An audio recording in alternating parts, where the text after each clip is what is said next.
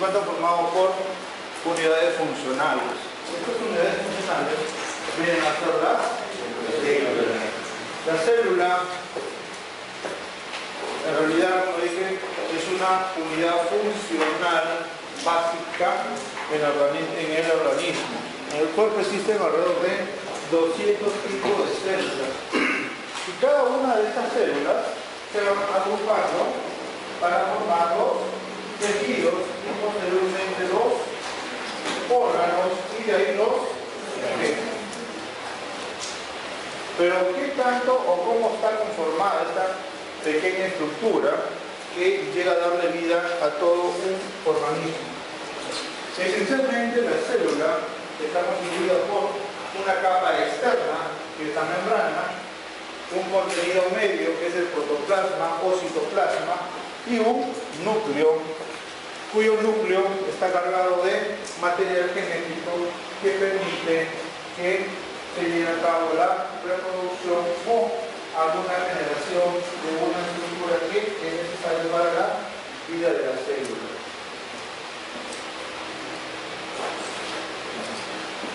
Entonces, vamos a dar una revisión de cómo está estructurada esta célula.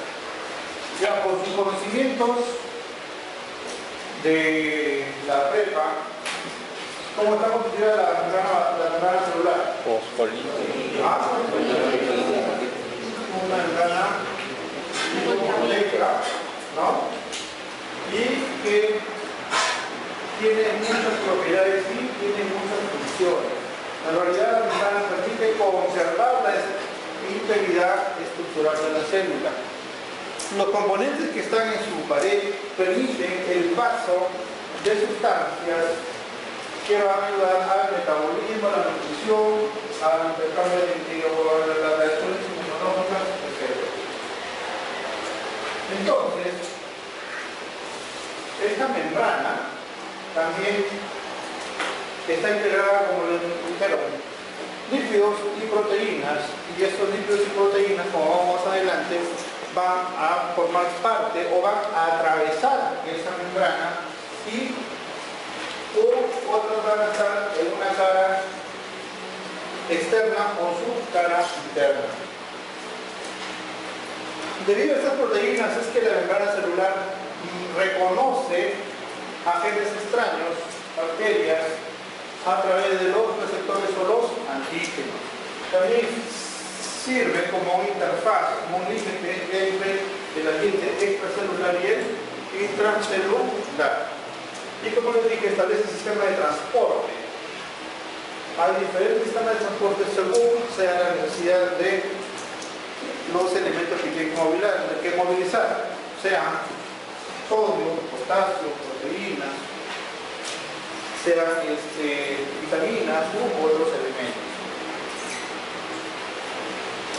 Esta membrana celular es una lámina en donde vamos a encontrar proteínas de transmembrana y vamos a encontrar los lípidos, ¿no?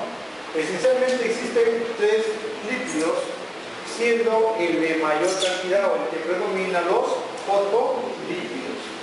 Y dentro de los fosfolípidos tenemos a la fosfatidilcolina, a la ecinomielina, fosfatidilcerina y la fosfatidilethanolamina.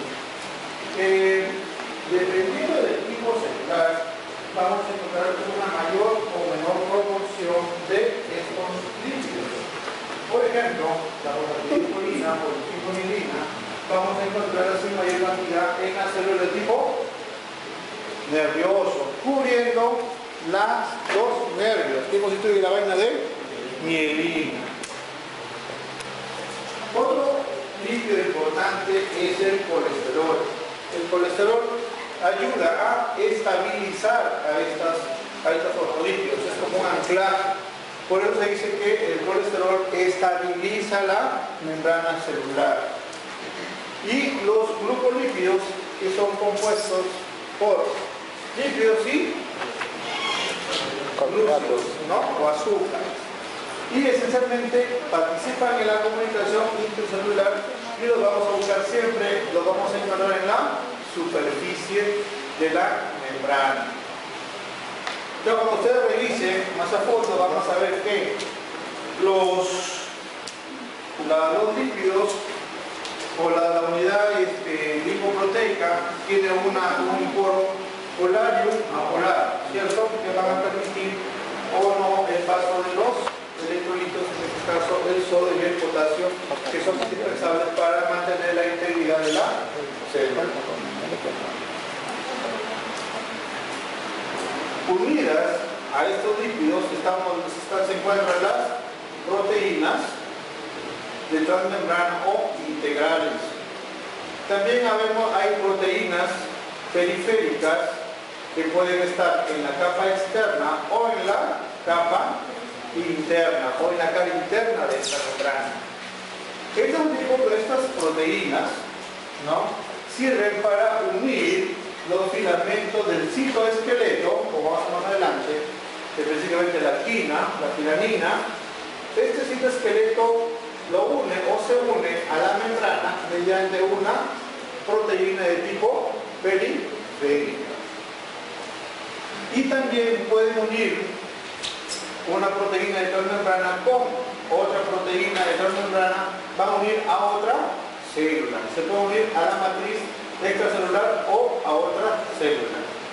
Y por eso es que ellos tienen una actividad específica, ¿no? Cada proteína tiene su función, por eso también tienen una actividad enzimática específica y está vinculado con el sistema de segundo mensajero porque sirve de intercambio o de conexión o de un paso medio entre una célula y otra cuando se da en el caso de transmisión de señales o en el caso de transporte, como vamos a ver más adelante. Entonces, la membrana está constituida por fosfolípidos y proteínas. Las proteínas son integrales o de transmembrana y periféricas. Mientras que los fosfolípidos fosfolípidos en un 50% con toda su clasificación, el colesterol y los glipolípidos. ¿Vamos? Bien. Entonces, a través de la membrana se van a dar dos tipos de transportes. El transporte a través de la membrana celular y un transporte en masa, en grupo. El transporte a través de la membrana puede ser pasivo o activo.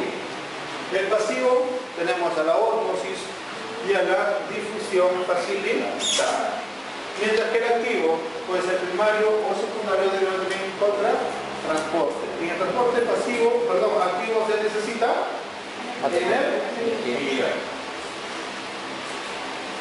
Mientras que el transporte en masa es otro mecanismo, ¿no? En el transporte en masa es la membrana la que ayuda a ingresar o expulsar algún elemento o alguna sustancia o macromolécula que necesita la célula.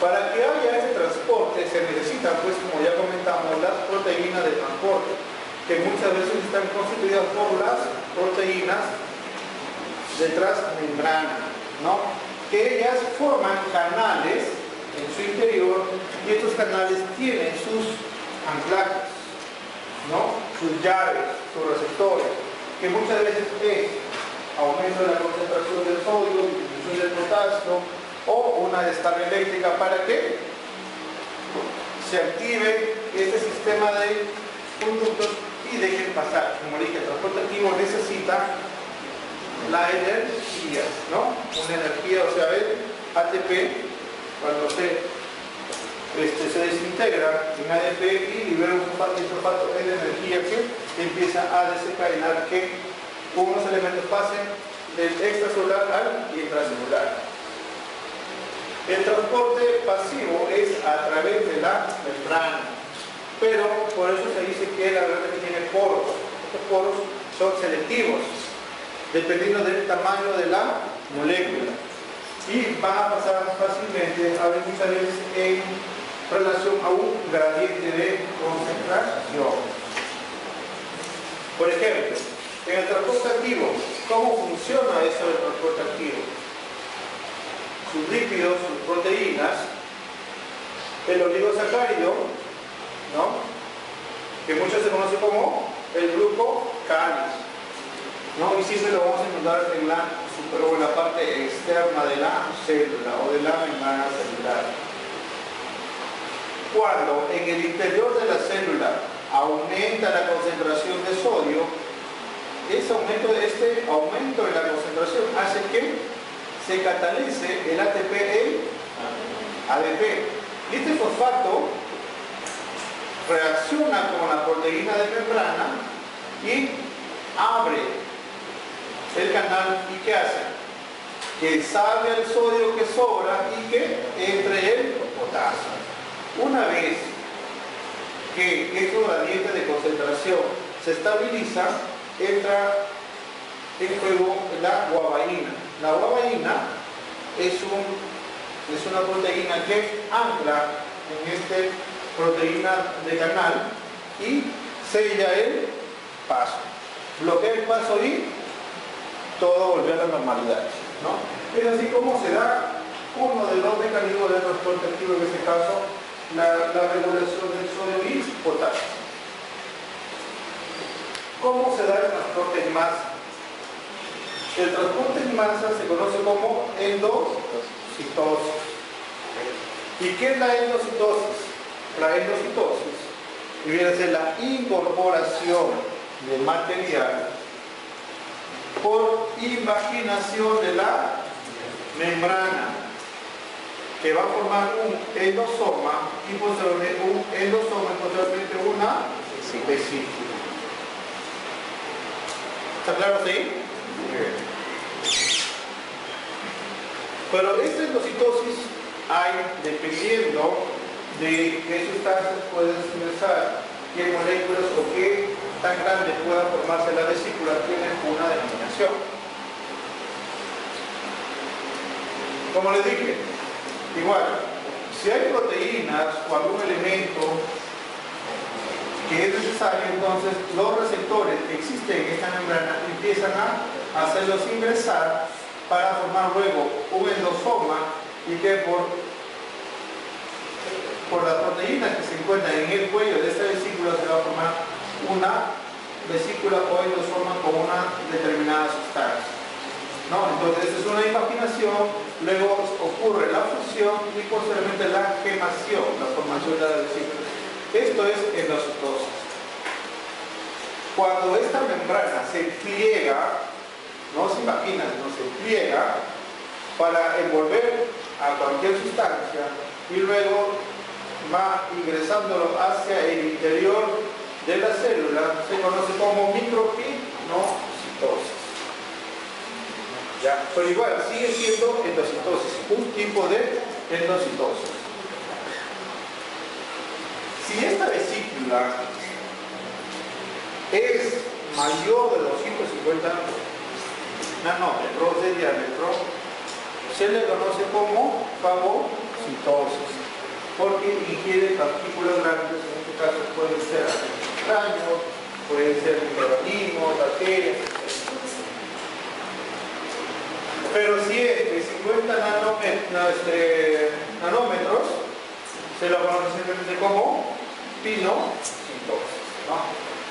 Y así como hay el mecanismo en el cual la membrana se imagina para ingresar sustancias al citoplasma, también hay sustancias o las vesículas en el interior de la célula se pliegan a la membrana celular y se abren al exterior, ¿no?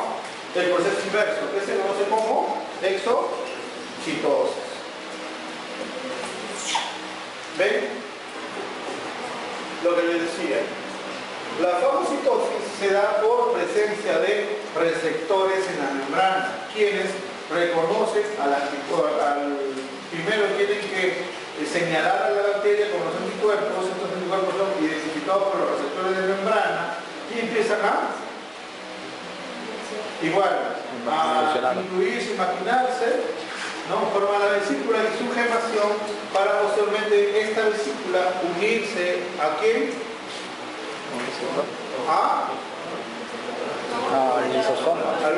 Lisosomas. Lisosomas. Y estos lisosomas liberan sus sustancias Enzimas. para poder digerir este gen, ¿cierto? Hay procesos en los cuales en la membrana quedan invaginaciones incompletas. A eso se le llama caviolas. Estas caviolas, como vamos a ver más adelante, pueden invaginar sustancias sin tenerlas en que están libres en el citosol. Cuando estas vesículas están libres en el citosol y se pegan hacia la membrana, y una vez que se pegan, vuelven a liberar la sustancia, es el mecanismo que se conoce como exocitosis. La exocitosis también es un mecanismo en el cual las glándulas liberan sustancias o liberan sus secreciones. Entonces simplemente es más para ver cómo es que, como les dije, una forma de exocitosis es la fagocitosis. Existen los receptores, existen las proteínas de revestimiento que se conoce como la creatina. Y esta creatina sirve para que estos ligandos puedan fijarse a una extraña una bacteria y empiecen a imaginarse. Y la dinamina es la proteína que corta y sella esta vesícula, que luego se internaliza para que se una al lisosoma. Y una vez que esta vesícula se cerró, la creatina es liberada y se vuelve a unir a la membrana, ¿no? Es como funciona este sistema de fagocitosis. Y la transitosis es un mecanismo intermedio, como le dije. La caviola también es una depresión en la membrana donde existen receptores y mantienen a las sustancias, digamos, en stand-by. Las que están liberadas, están en el citoplasma, dentro de la pared, dentro de los órganos de la membrana, y son liberadas en cualquier momento o ante alguna necesidad, es liberada hacia el interior o hacia el intersticio, ¿no? Eso es lo que nos como la transitosis. Eso es todo lo que corresponde al transporte a través de la membrana celular. Bueno, la membrana celular también tiene receptores. Y estos receptores son los que permiten la comunicación intercelular, o sea, entre célula y célula, y pueden unirse tanto a receptores extracelulares como intracelulares, y participan pues en las diferentes funciones, como es la proliferación celular, la diferenciación, el metabolismo, la conducta, etc. ¿Y cómo se da? Esto es un nervio, y en cuyo extremo, una vesícula sináptica, en cuyo extremo se libera la acetilcolina, que es el neurotransmisor. Y este neurotransmisor va a adosarse a los receptores que existen en el músculo. Y esta acetilcolina, que se adosa a los receptores de acetilcolina de la membrana del músculo, va a desarrollar ¿qué? La contracción, ¿cierto? Donde entra a tallar tanto la actina como la miosina, y el desplazamiento sobre sus superficies da origen al movimiento muscular que se ve como contracción, ¿no? Es una forma como se da o cómo se transmiten las señales o las señales en las células. Estos mecanismos de transmisión son variados, ¿no? Se conoce como transmisión endógena de señales cuando esta transmisión se da por efecto hormonal, ¿no? ¿Cuáles, por ejemplo? Hormonas. ¿Qué hormonas conoces? ¿Qué hace la calcitonina?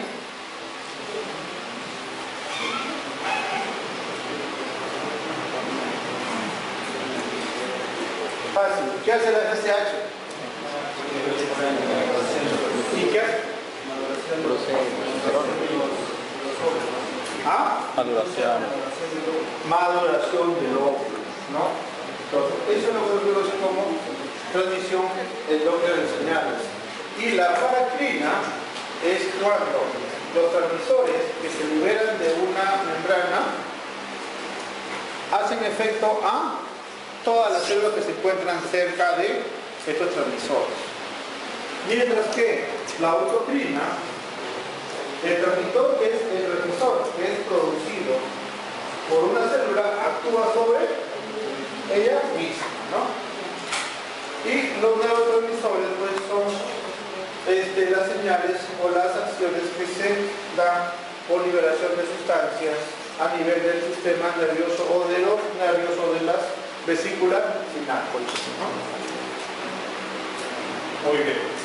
Todos estos receptores pueden ser péptidos, y dentro de estos péptidos encontramos a las hormonas, a los neuropéptidos y a los factores de crecimiento. Y los neurotransmisores tenemos a la acetilcolina, la dopamina, la adrenalina, serotonina, histamina y GABA. ¿Dónde encontramos la adrenalina? ¿O quién produce la adrenalina? ¿Ah?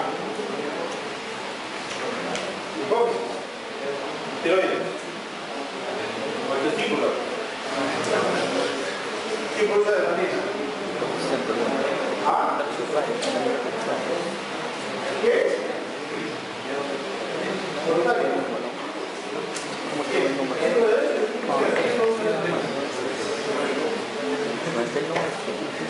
¿Adeno?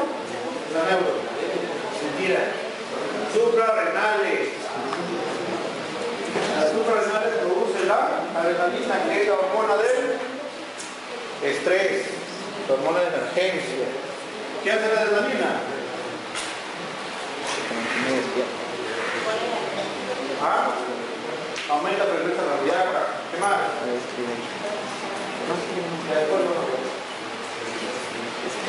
Y los otros tipos de receptores son los glucosaminoglobulinos y leucotrienos. Y dentro de estos leucotrienos tenemos las prostaglandinas, los oxanos, que estos son mediadores de inflamación, ¿no? Y en otros, mientras en unos tienen un efecto, en otros tienen otro efecto.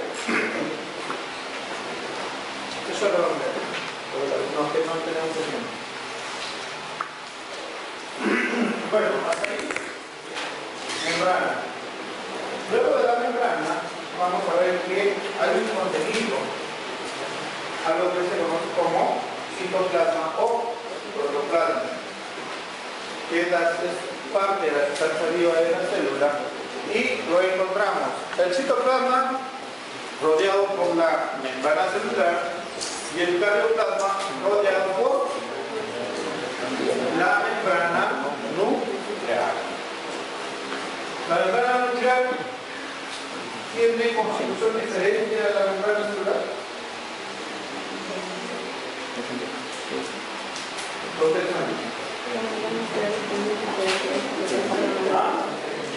Igual, la membrana nuclear se constituye o tiene una estructura diferente a la membrana celular.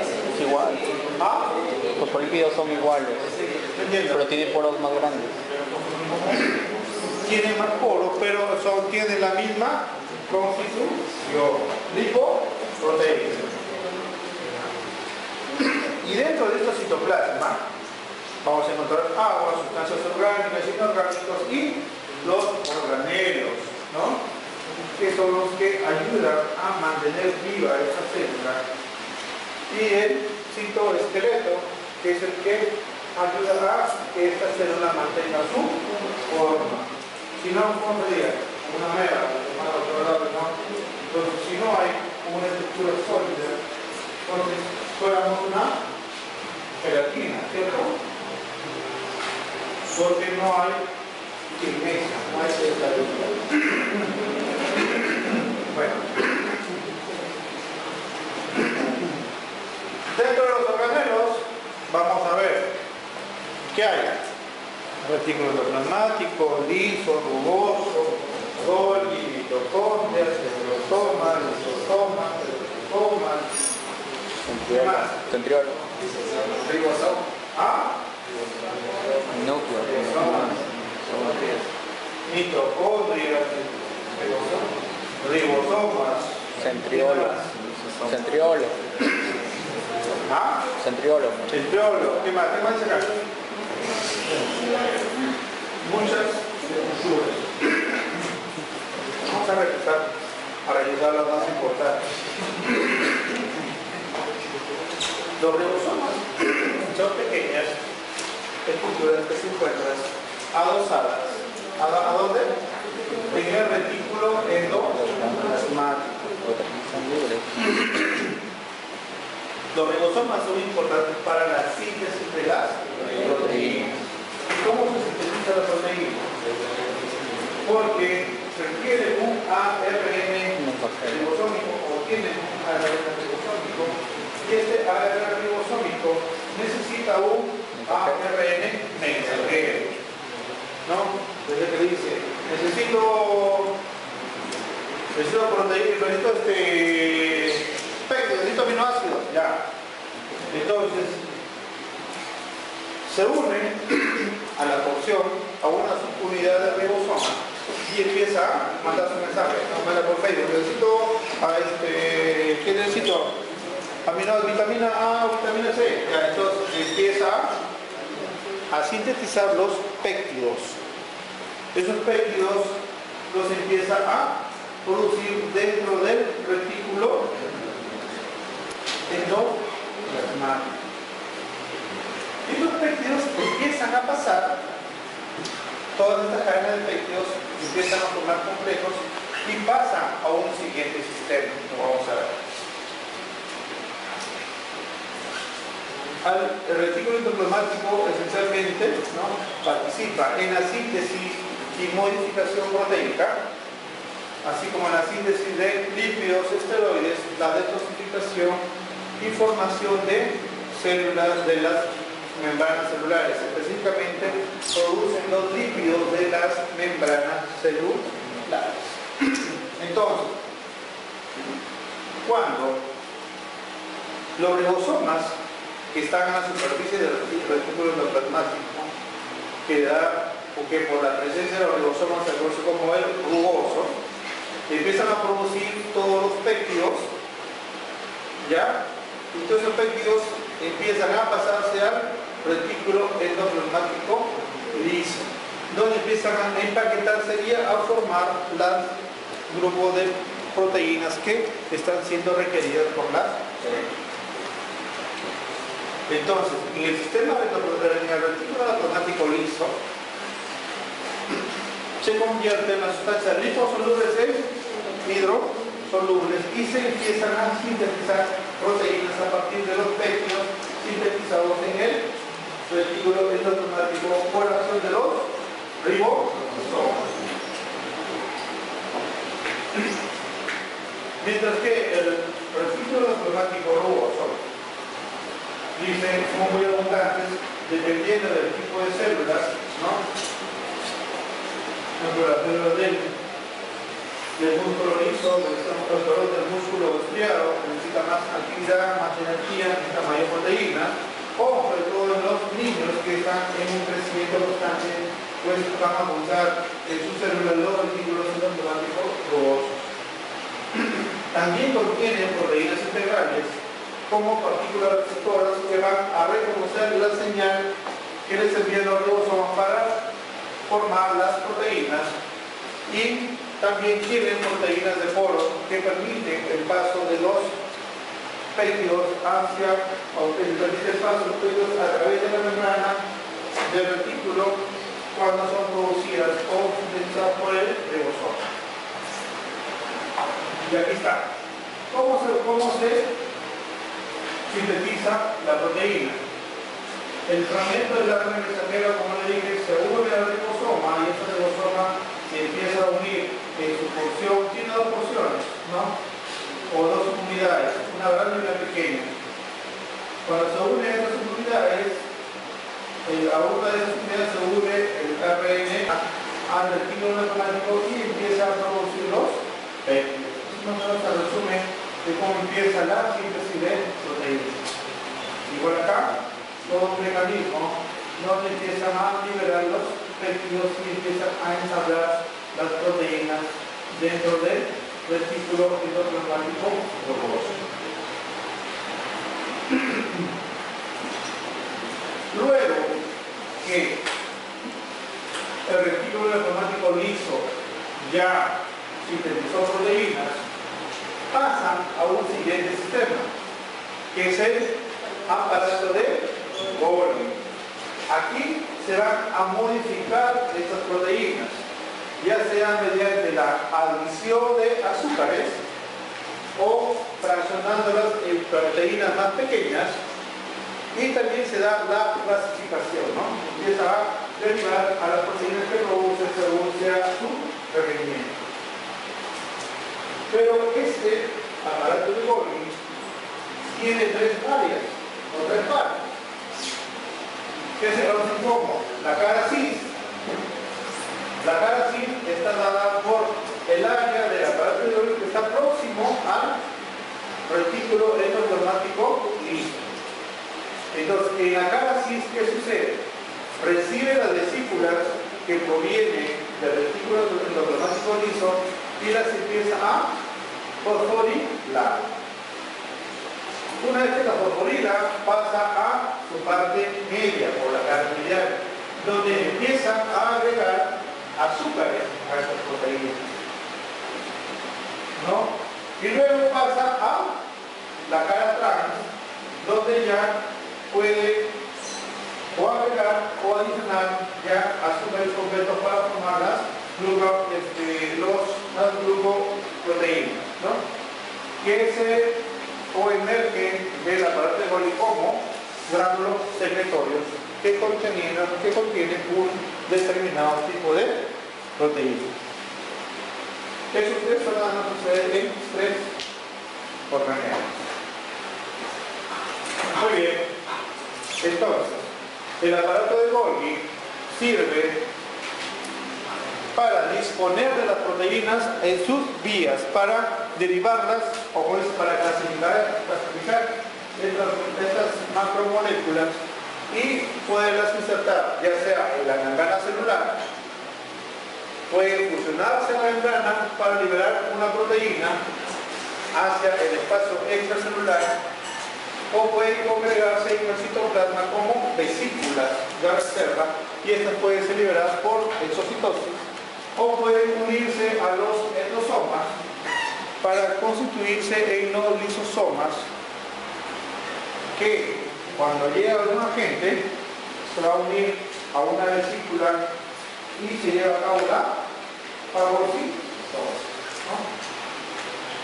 El retículo endoplasmático de Golgi trabaja casi en conjunto, ¿no? Como le dije, de acuerdo a los requerimientos,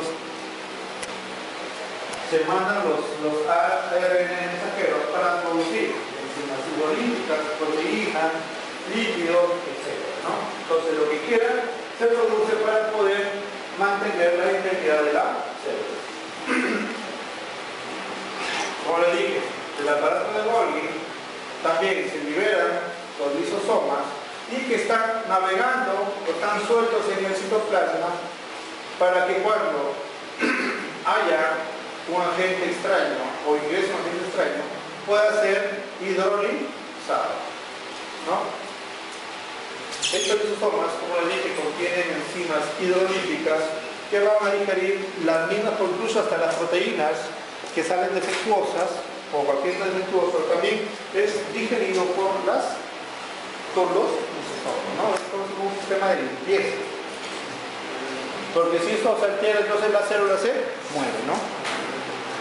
Entonces recibe las enzimas que salen de la red trans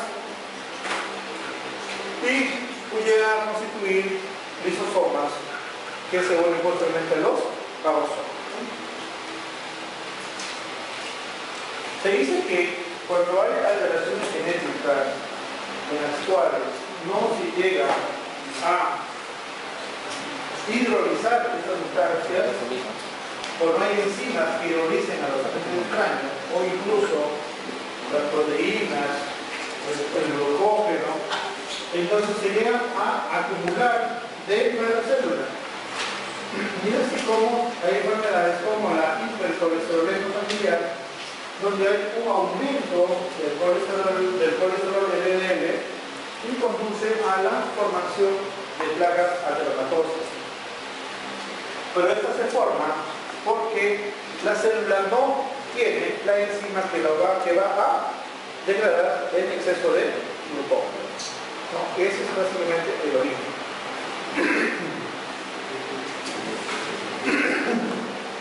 Así también los peroxisomas contienen enzimas oxidativas. ¿Qué contienen? El peróxido de hidrógeno, ¿qué es? Oxidado, ¿no? Entonces, y es un bactericida. Entonces, el interior produce mediante reacciones químicas el peróxido óxido y empiezan a tener igual que los lisosomas para cuando sean requeridas en caso de ingreso de agentes extraños. Y también participan, ¿no? Porque esencialmente tienen función hidrolítica, ¿no? Para degenerar o para poder destruir o consumir los excesos de productos en el metabolismo de la célula. Intervienen en el catabolismo de ácido graso de cadena larga, forman la acetilcolina y el peróxido de hidrógeno que ayuda a detoxificar los agentes nocivos o los agentes infecciosos. Muy bien. ¿Y cómo funciona todo esto? Porque tiene su motor, tiene su bomba que le da la energía. Esas son las mitocondrias, que mediante el sistema de fosforilación oxidativa producen moléculas de ATP para que todo el sistema empiece a trabajar, ¿no? Es como la batería del auto. Si no hay mitocondrias, todo el mecanismo se para ahí, la célula muere. Tiene un sistema de doble membrana que forman crestas y dentro de las crestas existen enzimas que van a actuar o van a realizar la fosforilación oxidativa y van a empezar siempre a estar produciendo moléculas de ATP que se degradan, se ve fosfato y empiezan todo este círculo. Dentro de las mitocondrias existen pues ácidos grasos, piruvatos, ribosomas también que ayudan a sintetizar todas las sustancias en el interior de la célula.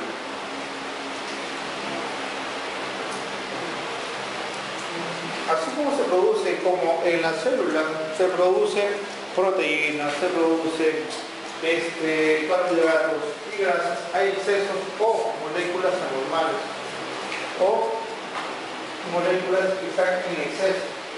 Las anormales son medidas por los lisosomas y el exceso se acumula dentro de la célula como vesículas. Y estas vesículas pueden contener glucógeno, lípidos o pigmentos, ¿no? Cuando ustedes lleven patología, van a ver que el exceso de colesterol se almacena primero por el hígado y luego este exceso pasa al hígado y se almacena en los hepatocitos. Y luego ustedes van a ver que este hepatocito tiene pequeñas vesículas blanquitas, ¿no? Que dependiendo de la cantidad puede ser una... ¿Y eso cómo se conoce? Como hígado graso o esteatosis. Y esteatosis puede ser microvesicular o macrovesicular cuando pues, el hepatocito está lleno de grasa, ¿no? Es una forma de depósito. También el glucógeno también se almacena en el hígado. Los pigmentos, el pigmento biliar o los restos de la hemoglobina o de la melanina se almacenan o se concentran en ciertas células, como los melanocitos de la piel o en los histocitos cuando hay zonas de hemorragia. Muy bien.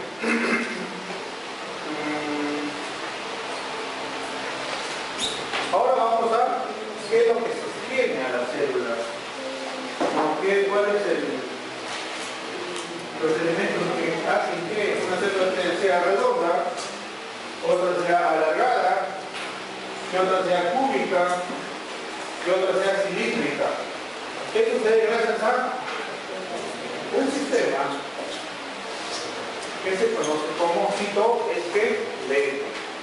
Y este citoesqueleto está constituido por microfilamentos, especialmente la actina, por filamentos intermedios y microtúbulos. Los filamentos delgados o microfilamentos están constituidos esencialmente por la actina. Existen dos tipos o dos cadenas de unidades, la actina G y la actina L. Y existen tres clases de actina. O sea, unas son subunidades de actina y otras son actinas simplemente. La actina D, la actina alfa, que se encuentra en el músculo, y la actina beta y gamma, que no son o no se encuentran en el tejido muscular.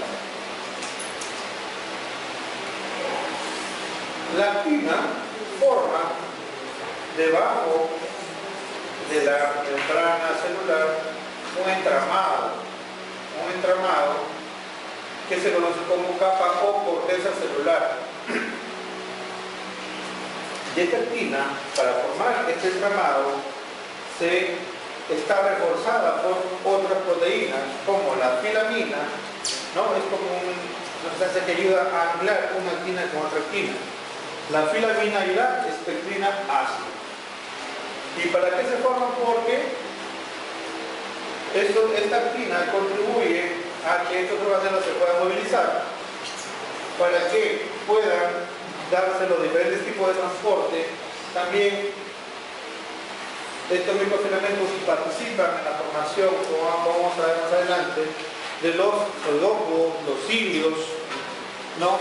Que participan en el movimiento de la célula o en la migración celular, y también hay para formar los contactos focales, sobre todo en el sistema de anclaje o unión celular.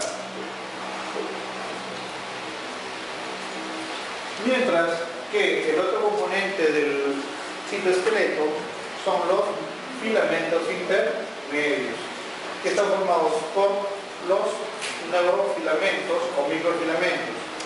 Y la función de estos filamentos intermedios es proporcionar apoyo estructural, va a formar un marco tridimensional deformable, movible, que puede adaptarse a los movimientos sin perder la forma celular.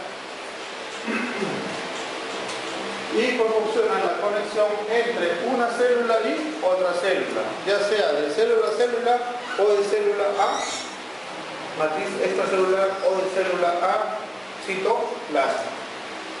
Y también participa en el sistema de la mitosis o en la función de mitosis, en la función de reproducción, a través de la alineación de las células en el momento de la división.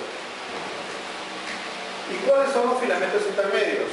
La citoqueratina, que se encuentra en las células epiteliales, la adenina, que se encuentra en el músculo liso y estriado, la proteína ácida fibrilar, que se encuentra en los astrocitos, los neurofilamentos, lámina nuclear, en el núcleo de todas las células, y la dimentina, que se encuentra en los tejidos derivados del mesénquima o tejidos mesodérmicos.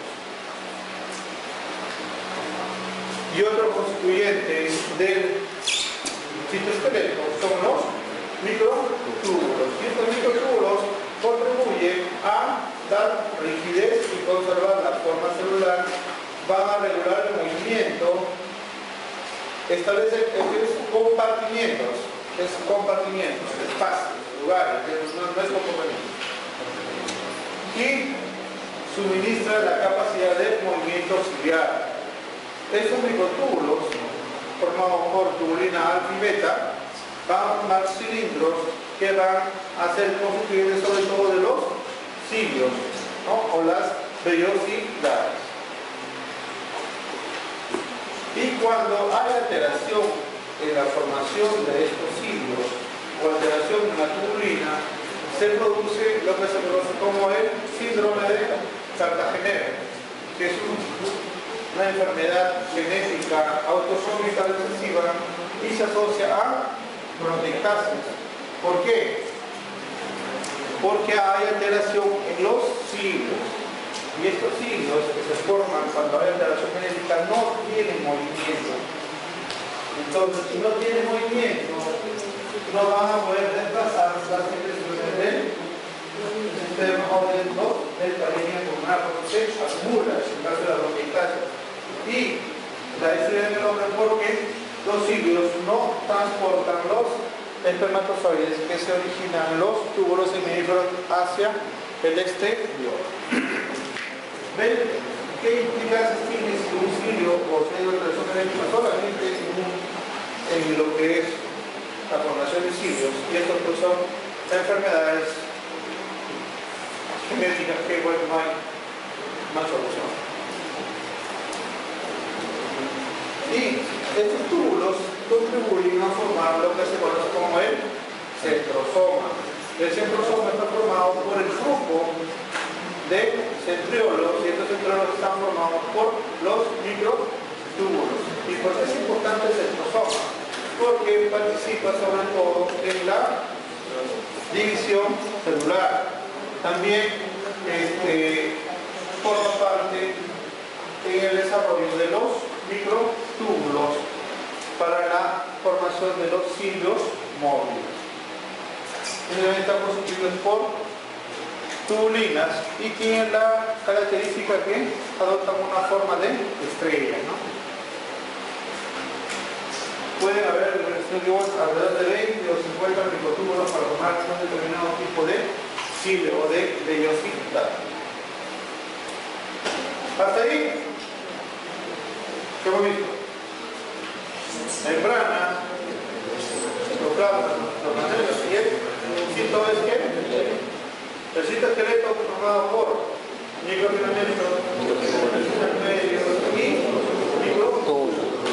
microfilamentos de actina esencialmente, los intermedios, dimentina, queratina, proteína celular y los microtúbulos.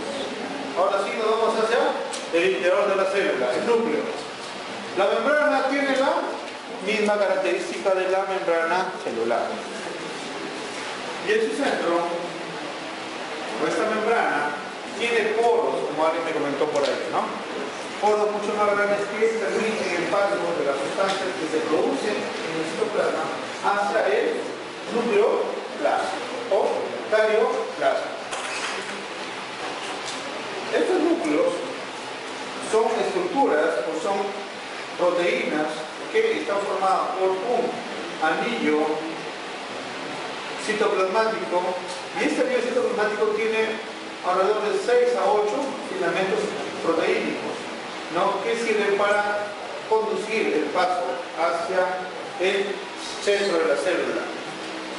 Estas proteínas hacia abajo también forman un anillo que se conoce como el anillo nuclear, que también, y ese anillo nuclear forma, o las líneas, las fibras proteicas forman una canastilla, que esto es lo que se conoce como el famoso poro nuclear. ¿Y para qué sirve? Este es para, como le dije, el paso de sustancias desde el citoplasma hacia el carioplasma. Dentro del núcleo, ¿qué vamos a encontrar? La cromatina, ¿no? Y esta cromatina activa y una cromatina inactiva. ¿Cómo se conoce? Como heterocromatina y la eucromatina, ¿cierto? Muy bien.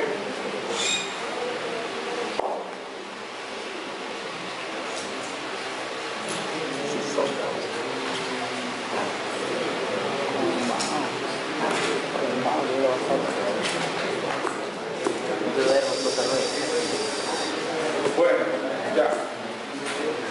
Y dentro de esta cromatina, pues vamos a encontrar a los cromosomas, que en el hombre y en la mujer son ¿cuántos? 23 pares, 22 somáticos autosómicos y un par de los sexuales, ¿no? Bueno, ya eso ya lo conocemos. El DNA, ¿no? Está constituido por bases nitrogenadas, azúcares y los fosfatos, y sus bases son las purinas, la adenina y la guanina, las piridinas, la arginina y la cito. Sí. Mientras que el ácido ribonucleico, esencialmente para la síntesis de proteínas, tiene un acilo o se cambia la relación por la timina y tiene un azúcar. Y existen tres tipos, ¿no? El mensajero para la síntesis de proteína, el anticodón que transfiere los aminoácidos y el ribosómico que se encuentra dentro de los ribosomas a partir de donde se inicia esta síntesis. Y el nucleolo, ¿no?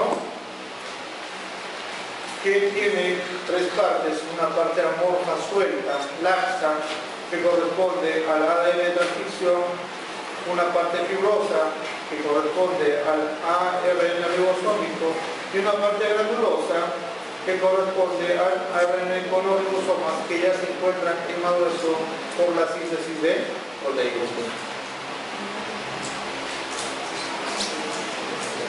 Este núcleo participa en el ciclo celular. El ciclo celular se divide en estadios, ¿no?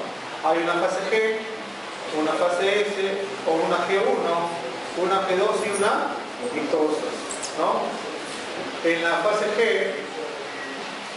se empieza a sintetizar el ADN, en la fase S es una fase de reposo, y en la fase G ya la célula está lista para reproducirse y entrar en mitosis. Y ahí también, bueno, ya cuando revisen van a ver ustedes que hay participación de las ciclinas con otras proteínas para pasar de una fase a otra. La mitosis es una también parte de la reproducción celular para obtener dos células hijas iguales. Mientras que la meiosis es para obtener células hijas pero con carga genética haploide. Esencialmente se dan los gametos, ¿cierto? O para obtener gametos. Y la apoptosis, que es el sistema de muerte programada, que también se da en la célula para poder liberarse ya sea de sustancias que están haciendo daño o de la misma célula que ya llegó a cumplir su ciclo vital. Muy bien, primera parte, bien para las. Y la segunda parte, tenemos los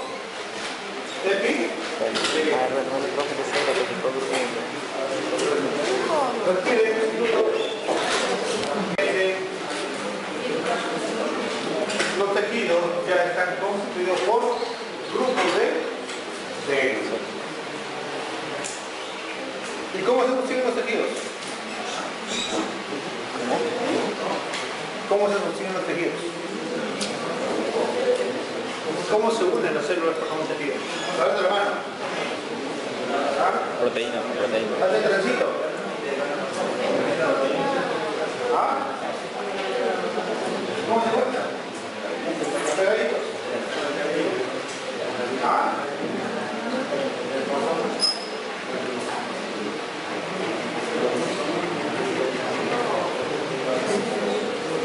Existen 4 tipos de tejidos. ¿No? El epitelial, que es el más extenso, recubre su red externa del cuerpo y las cavidades. El conectivo o de sostén, porque sirve de base para que se adosen los epitelios. El tejido muscular, que se encarga de darle movilidad, actividad al organismo, y el nervioso para la sensibilidad y la relación con el exterior. Hoy vamos a ver el tejido epitelial, que se puede originar de cualquiera de las 3 capas.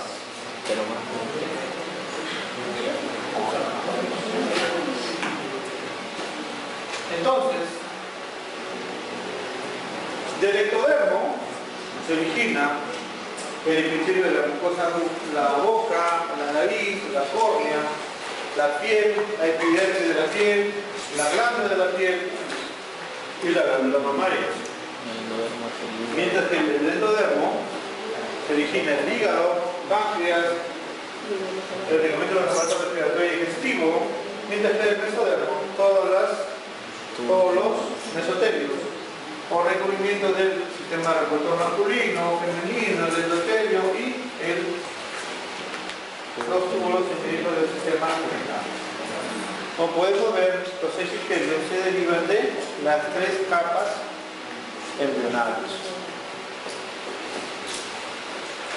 Los epitelios los vamos a encontrar en dos formas.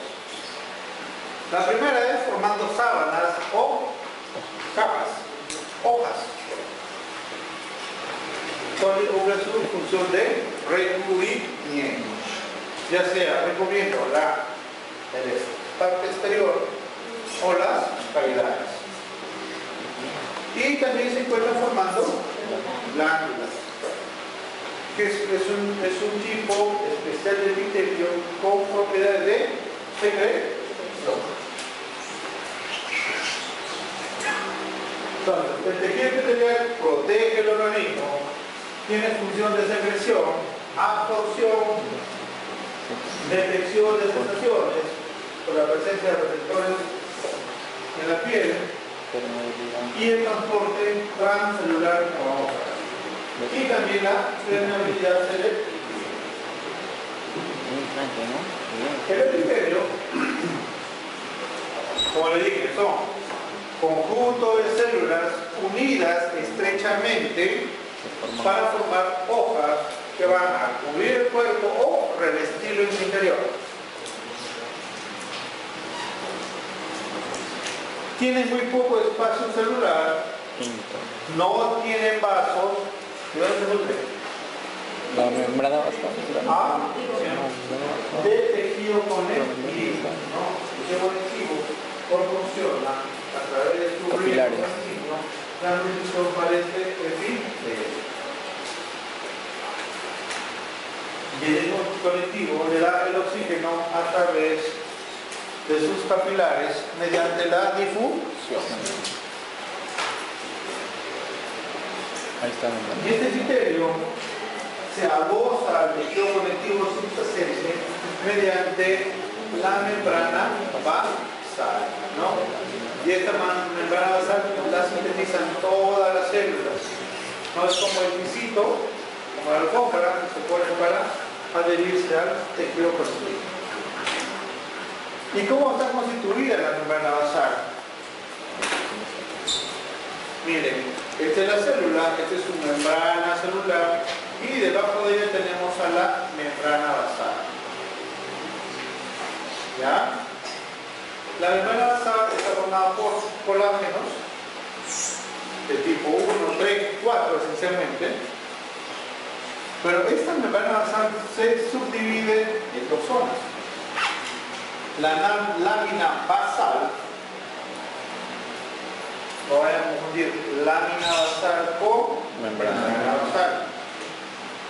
Y la segunda parte más profunda es la lámina fibroreticular. Y esta lámina basal a la vez se subdivide en dos áreas. Una zona transparente, conocida como transparente a la microscopía óptica, que es la lámina lúcida, y una lámina densa. Esta lámina basal se caracteriza por estar constituido por glicoproteínas, por azúcar.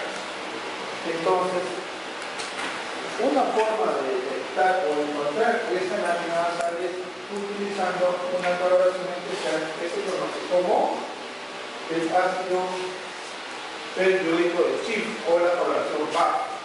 Con la coloración PAS vamos a identificar esta lámina basal, mientras que la lámina fibroreticular, que está constituida mayormente por colágenos 1, 3 y 4 y fibras reticulares se puede ser reconocida mediante la coloración magnética para fibras reticulares. Entonces, si queremos reconocer la membrana basal, si usamos la coloración de paz, vamos a identificar la lámina densa. Y si usamos coloración para fibras reticulares o coloración magnética, vamos a identificar la lámina fibroreticular. Muy bien. Esta lámina basal puede medir desde 20 hasta 100 nanómetros. Y como le dije, construye especialmente con mayor proporción el colágeno de tipo 4,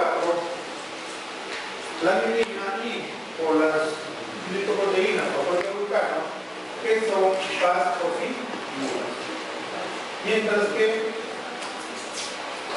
la lámina fibroreticular o reticular está compuesta esencialmente por colágeno de tipo 1 y 6.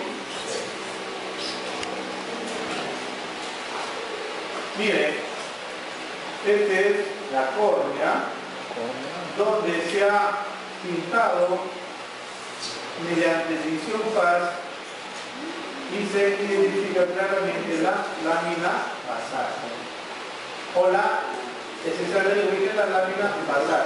Lo que toda la expresión sería la membrana basal. ¿Me puede entender? Entonces, ven que esta célula o todo este grupo celular reposa sobre su lámina basal. Y esta lámina basal sirve de anclaje, ¿no?, con el tejido conectivo subyacente. Mientras que la membrana basal, específicamente la lámina fibroreticular, la reconocemos o la podemos evidenciar haciendo uso de la coloración argénica, coloración de plata para fibras reticulares.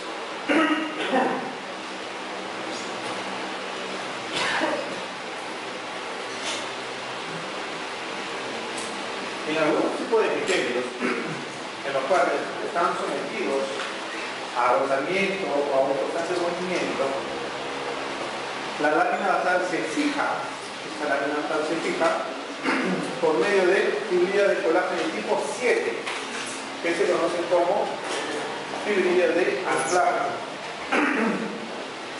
Y esto le da un poco más de estabilidad a la célula como el tejido conectivo. Esta membrana basal también se encuentra asociada a células epiteliales, a musculares, adiposas y a las células de toda. ¿Hablamos del vocális? Sí. ¿Se acuerdan? Sí, cuando estaba... ¿Dónde estaba? La membrana, en la parte En la externa. superficie externa. Miren, estas son células cilíndricas y en la superficie encontramos el glicocalis. Especialmente son glicolípidos o glucoproteínas con residuos de azúcar. Y siempre van a estar recubriendo la superficie de las células, en este caso, células intestinales. Estas glicoproteínas participan en la fagocitosis como medio de adhesión, como también en los procesos inmunológicos por intermedio de receptores o antígenos o anticuerpos y en otros procesos vitales de comunicación entre célula y célula.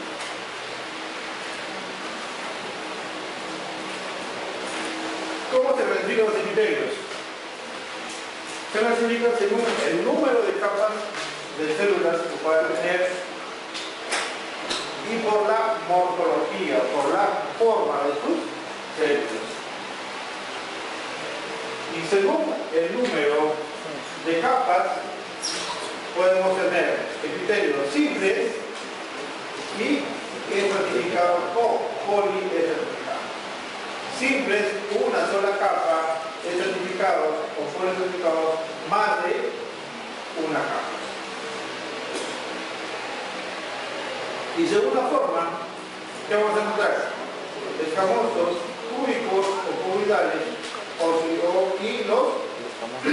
cilíndricos o columnares. Y dentro de los cilíndricos, los ciliados, ¿no? Que es una variedad de los cilíndricos. Pero también existe el pseudo estratificado, que parece que fuera par de capas, pero no. Todas están adheridas a su membrana basal.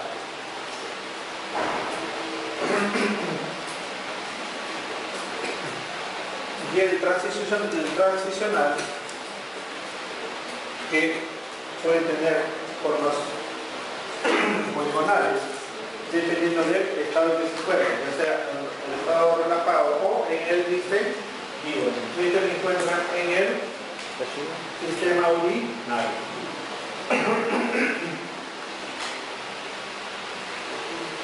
El escamoso simple, formado por células planas, achatadas, delgadas, que se asemejan al piso, ¿no? A la loseta de un piso. ¿Y dónde los encontramos? Formando membranas, como la cápsula de goma, los alveolos, el mesotelio y los capilares. ¿Cuáles son estas? Las células endoteliales de los capilares, las células mesoteliales y las células de los alveolos capilares, ¿no? Todos ellos son ejemplos de células planas o epitelio plano simple, porque solamente tienen una sola capa. El cúbico, ¿no? Tiene forma pues, cuadrada, todo su núcleo central, y se encuentra sobre todo en los conductos de las glándulas, todas las glándulas teóricas, y también se encuentran recubriendo el ovario, como vemos acá. Esta superficie externa está formada por tres núcleos. Es un ejemplo de célula cúbica simple o epitelio cúbico simple. Y los túbulos renales también son ejemplos de epitelio cúbico simple. ¿Dónde más hay? Polinucleoideos. ¿Dónde más? Plexocoroideo. También son ejemplos de epitelio cúbico simple. Y el cilíndrico en todo el sistema digestivo, ¿no? Donde predomina la altura sobre el ancho. Los glosovoides basales se encuentran en todo el tubo digestivo, vesículo biliar y conducto de grandes glándulas. ¿Ven? Citoplasma delgado, núcleo basal, síntesis vesículo biliar, ¿ven? Epitelio cilíndrico, vesículo de cilios, con sus núcleos basales. Pueden tener un extremo estriado o la chapa estriada, una microvillosidad que forma la chapa estriada, sobre todo para aumentar la extensión de absorción cuando constituyen la mucosa de los intestinos. Pueden haber cilios, que los cilios, como hemos visto, tienen función de transporte, a diferencia de la vellosidad, que tiene función de aumentar la extensión de absorción. ¿Y dónde encontramos cilios? Nuestros son los que ayudan a movilizar el moco en el sistema respiratorio. Se encuentra también en el útero, en los oviductos de trombos uterinos, conductos eferentes y los bronquios del pequeño calibre. Hasta ahí los simples. Los estratificados tenemos el epitelio escamoso, plano, no queratinizado, o epitelio escamoso o plano queratinizado. ¿Cómo se diferencia? Porque en su última o en la capa superficial presenta una capa de queratina. Aquí cuando ya vean, vamos a ver la piel gruesa de manos o pies con la piel delgada. La piel gruesa va a tener una gran capa de queratina, que es la queratinización, y la piel delgada, la capa de queratina es mucho más delgada. Entonces, las células del epitelio escamoso estratificado o no queratinizado están formadas en su parte más inferior, próximas a la lámina basal. Hay células con núcleos pequeños mucho mayores que el citoplasma, que se conocen como células basales. En la parte media o por arriba de la capa de células basales encontramos las células de forma polimorfa, son poligonales, son alargadas, y por encima células aplanadas, ya mucho más maduras, que cuando se agrega el depósito de queratina va a formar la última capa, que es la capa córnea. El epitelio escamoso no queratinizado o destratificado o no destratificado por lo general es húmedo. ¿Y dónde encontramos? En la boca, en la faringe, cuerdas vocales y la vagina. Esta es una cuerda vocal verdadera. Ejemplo de epitelio escamoso estratificado no queratinizado.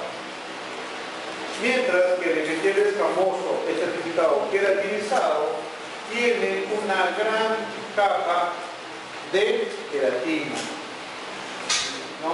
Estas células superficiales que ya han madurado han ido acumulando depósito de queratina y han hecho que esta última capa sea mucho más gruesa, ¿no? Como le dije, el ejemplo clásico es la piel de las manos, el dedo de dedos o piel de los pies. ¿Y por qué se hace esa capa de queratina? Porque esa capa de queratina tiene función de protección. Aumenta el espesor del epitelio para evitar que se dañe. El epitelio púbico estratificado, porque hay más de dos capas, y el ejemplo son los conductos de las glándulas sudoríparas. Ejemplo de epitelio púbico estratificado. Mientras que el cilíndrico, hay varias capas de células, pero las capas basales no son cilíndricas, sino las más superficiales, porque las basales son cúbicas o poligonales. ¿Y dónde las encontramos?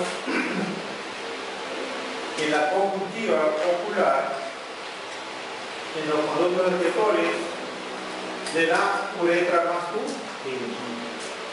En estas regiones podemos encontrar el epitelio cilíndrico estratificado. Y el cerdo estratificado, ¿dónde lo vamos a encontrar?